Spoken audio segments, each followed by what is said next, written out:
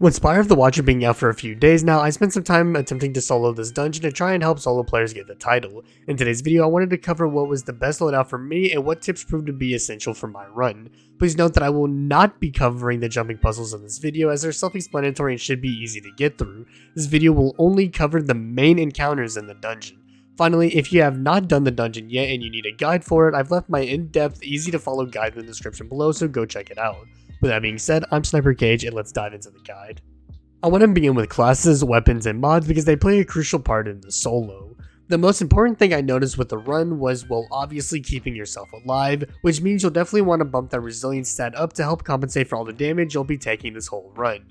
While bumping resilience up is an important tip, that still wasn't enough to keep me up comfortably 90% of the time. Which leads us into the build that I used. Across the three classes, I found Void Warlock to perform exceptionally, with Solar Titan also being a great pick. Both classes provide players with a great way to stay alive, whether it be an aspect or an exotic. For Warlocks, Feed the Void is an insanely helpful aspect as it allows you to have Devour almost on demand. There are also some fragments that can help you build into keeping Devour and your own health up, such as Echo of Leeching and Echo of Starvation. For Titans, running Bonk Hammer with Orally will be a great combination to help you stay alive in this dungeon as well. For weapons, I found that I basically used the same loadout for the majority of the dungeon. My primary stayed as the Wither Horde for boss DPS and a great tool for lingering Devourer kills. My secondary was the Funnel Web to take down Void Shields fast, although another Void SMG or weapon will do the trick. And my heavy swaps between three different weapons. I used Commemoration for the opening and first encounter as I find Commemoration to be a better version of the corrective measure thanks to its access to reconstruction, Cataclysmic for boss DPS, and the other half to get through the jumping puzzles. For mods, run hella resistance mods because they are necessary. Besides that, just run whatever mods will help you stay alive. Let's dive into the opening encounter. I find this to be the hardest non-boss encounter thanks to the Cyclops on the left and right sides of the arena and the Supplicants, which you'll realize fast that they're a very common pain in the ass. That's because they sneak up on you, explode, and can even body block you. Thankfully, this encounter allows you to pretty easily avoid those two. When the encounter starts, immediately kill the Minotaur and take care of the back right arc node chain, which starts in the building that is to the right and closest to where you enter this place from. I've always found this to not only be the safest start to this encounter, but also the easiest area to set up your Devour chain. Once I complete the first chain, I immediately work on the front right arc chain, which starts at the building opposite from where you enter from on the right. This will probably be one of, if not the hardest ones, as you're in the direct path of several Supplicants and Cyclops, so having Devour up and playing careful are crucial here.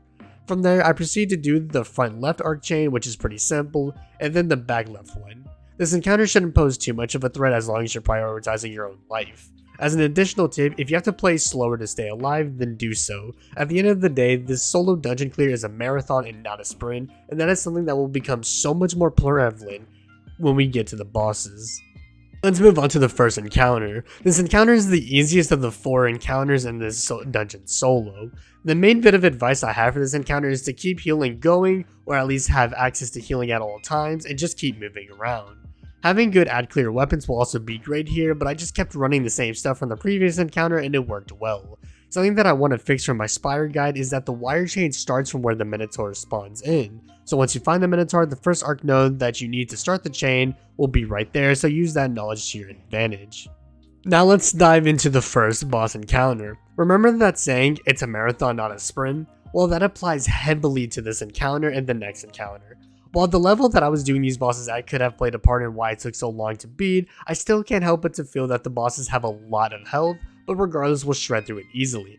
I'd recommend running a linear for this encounter to take advantage of the great damage from range. When you start the encounter and get the Arctrician buff, shoot all 4 of the arc nodes in the middle, which will bump your Arctrician timer up from 30 seconds to 45 seconds. As long as you know the chain routes pretty well, this 45-second timer will be more than enough to do all 4 sides, especially since each node will give you an additional 5 seconds towards your timer. When it comes down to which side you should use for boss DPS, I typically chose the side I did last, which for me was the walkway closest to the boss's spawn. In my SPIRE guide, I called the walkway the opposite walkway for reference.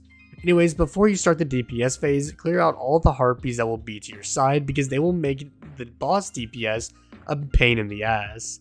For when I was damaging the boss, I would pop my rift and shoot the boss's eyes, and when DPS starts, I would pop my Nova Bomb and then usually just go to my DPS weapons from there.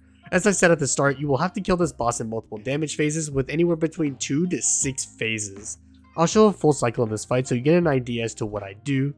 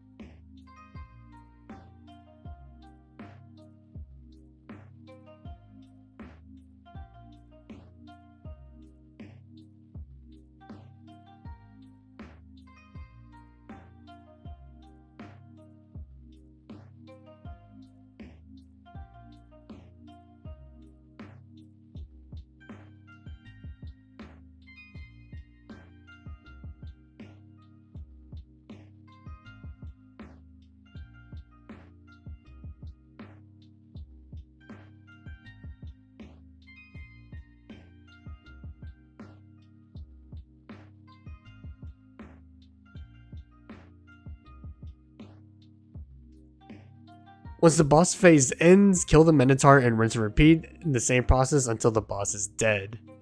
Now for the final boss fight. Do you want an endurance test for a boss fight which is also the hardest encounter in the dungeon to solo? Well, here you go. I don't know if I'm just ass when it comes down to boss DPS or what, but I had to take this boss down in what I believe was 7 phases, and that shit is rough. Anyways, I just ran the same loadout for this boss as I did for the last boss. I also want to mention which exotic armor piece I was using for this fight, as it made a massive difference in how much easier the damage phase was. The armor piece I was using was the Transversive Steps, as the reloading while running perk is so incredibly helpful for this boss. When it comes down to the workflow for this fight, I started the fight off by taking down one of the Hydras. The reason I am highlighting this is because when you kill one of the Hydras, the door behind the Hydra you killed will open, which will then allow you to use the reactor room as a safe room until the main door is open. Knowing this makes the pre-damage setup significantly easier, as the boss or adds won't enter the room, and it will stay this way until you open the main door. Once you've opened the main door, you'll have your 2 arc chains to do, so once you get to this part of the fight, my best piece of advice is to take this part slowly, especially if you're not familiar with the routes already. If you are not familiar with the routes, use this infograph on screen to show you where they are. Anyways, once you've gotten the boss into the reactor room and you've shot all the nodes, it's time for boss DPS. Similarly to the previous encounter, I'll show what a full pre-damage and full damage phase looks like, so I'll see you in the outro.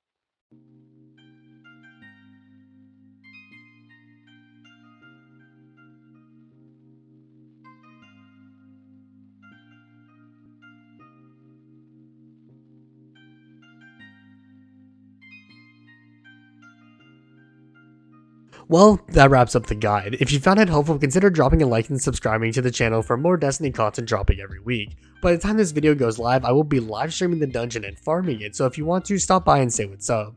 Finally, be sure to follow my social media platforms, all linked in the description below.